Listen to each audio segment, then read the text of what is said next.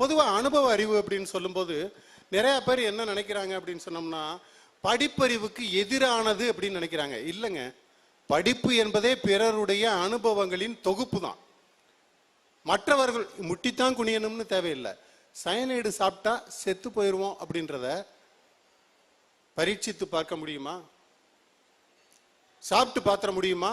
மற்றவர்கள் அனுபவ அறிவு தான். பல நேரங்களில் வந்து பார்த்தீங்கன்னா, இந்த அனுபவம்னு சொல்லும்போது இந்த பட்டிமன்ற பேச்சாளர்கள் சொல்லுவாங்க ஒரு கதை. அதை நான் அவ்வளவு விரிவாக இல்லை, சுருக்கமாக சொல்கிறேன். ராத்திரியில் வந்து ஒரு டிஃபன் பாக்ஸில் வந்து டிஃபனை வந்து எல்லாருக்கும் அமுக்கி வச்சு கொடுத்துட்டாங்க. தனித்தனியாக ரூமில் இருக்காங்க. ஒவ்வொருத்தரும் ஒவ்வொரு ரூமில் இருக்காங்க. ஒரு அறிவியல் அறிஞர் என்ன பண்ணுறாரு அப்படின்னு சொன்னோம்னா, அதை திறந்து பார்க்குறாரு, திறக்கவே முடியல. இது ஏன் திறக்க முடியாமல் போச்சு அப்படின்னு சொல்லிட்டு அவர் படித்ததெல்லாம் வச்சு யோசிச்சுக்கிட்டு இருக்கிறாரு. ஒரு கணக்கியல் அறிஞர் வந்து இது வட்டமாக இருக்கிறது, இது வந்து பார்த்தீங்கன்னா வந்து 180 mm இருக்கு, இன்னொரு பக்கம் 178 mm தான் இருக்கு, மாற்றி வச்சு அமுக்கிட்டாங்க, அதனால தான் சரியாக திறக்க முடியலைன்னு ஆராய்ச்சி பண்ணிக்கிட்டு இருக்கிறாரு. ஒரு கவிஞர் என்ன பண்ணுறாரு அப்படின்னா, இரவோ பசி நேரம், இரவில் சரியான பசி, ஆனால் திறக்கத்தான் முடியவில்லை டிஃபன் கரியரா அப்படின்னு சொல்லி போட்டுட்டு ஒரு கவிதை எழுதிட்டு கடைசியில் நம்ம மனுஷபுத்திரன் டைம் போட்ட மாதிரி இரவு 11:58 போட்டுட்டு தூங்கிடுறாரு. அவரும் சாப்பிடல.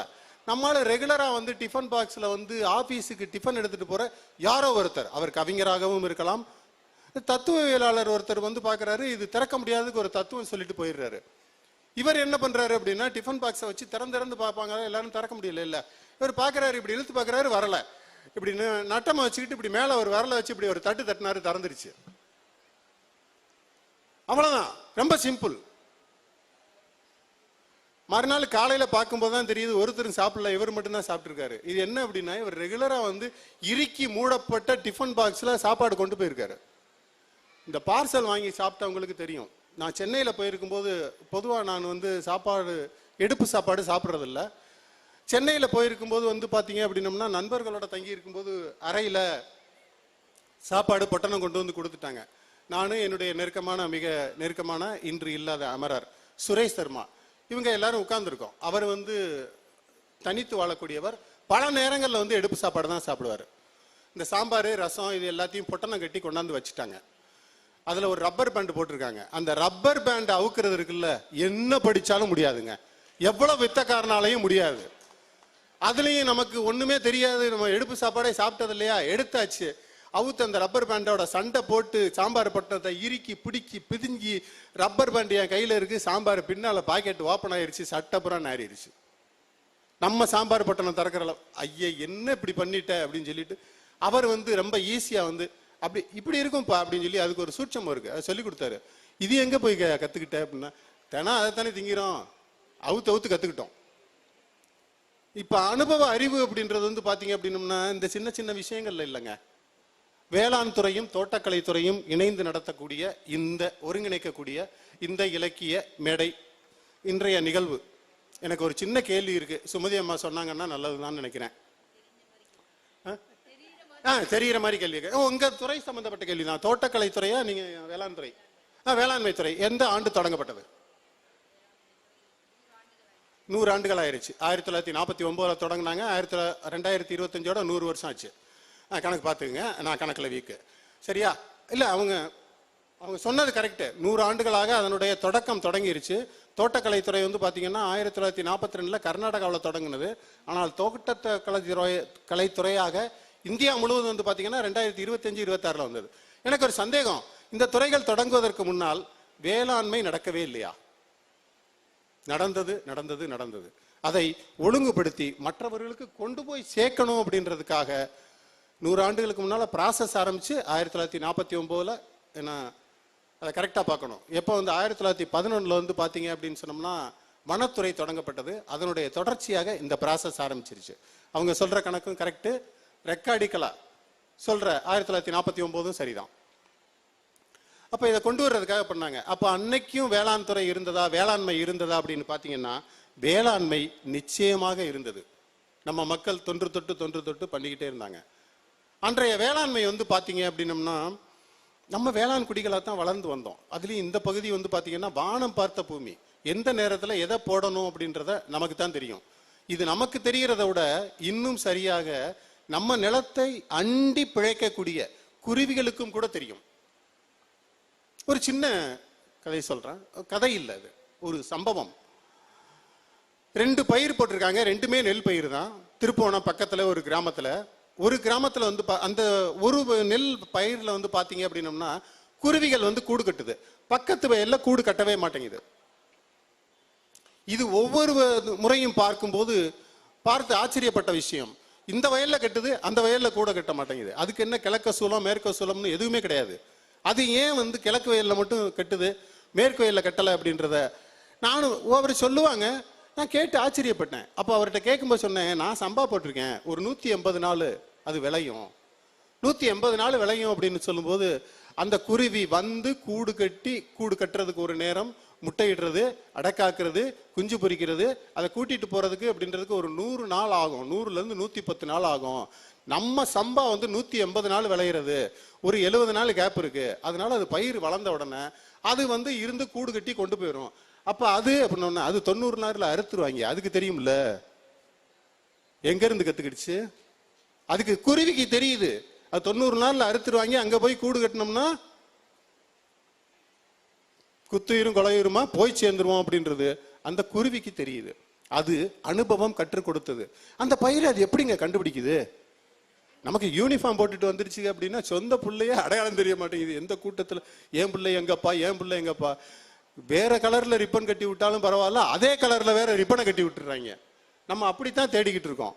இப்படி ஒரு சூழ்நிலையில அந்த சிறு குருவிக்கு தெரிகின்றது எந்த பயிர் எவ்வளவு நாள் இருக்கும், நம்ம எங்க இருக்கலாம் அப்படின்றது.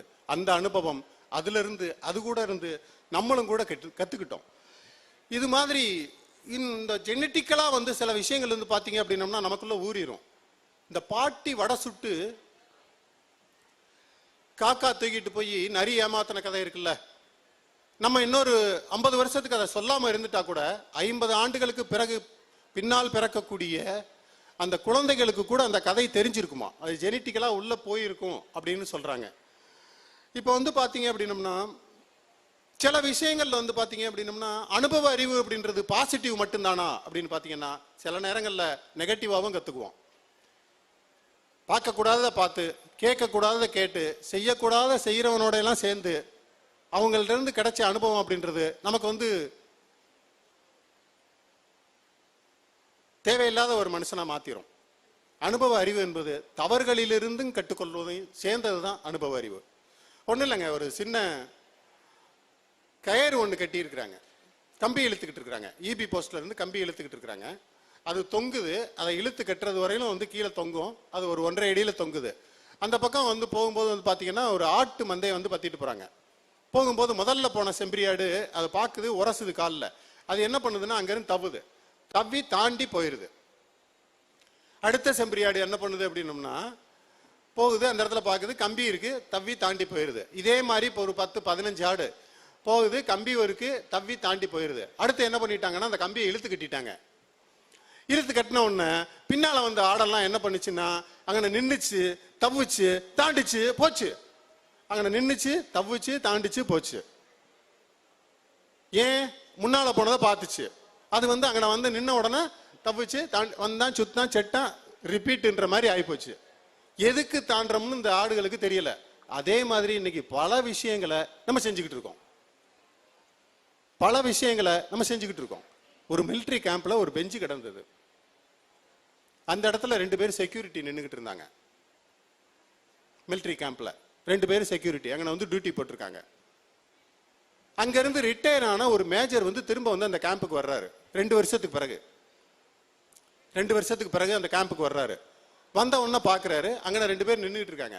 என்ன அப்படின்ன உடனே இந்த பெஞ்சுக்கு பக்கத்தில் நிற்கிறாங்க, ஆளுக்கு ஒரு பக்கம் நிற்கிறாங்க. என்ன அப்படின்ன உடனே எங்களுக்கு டியூட்டி போட்டிருக்காங்க சார் அப்படின்னு.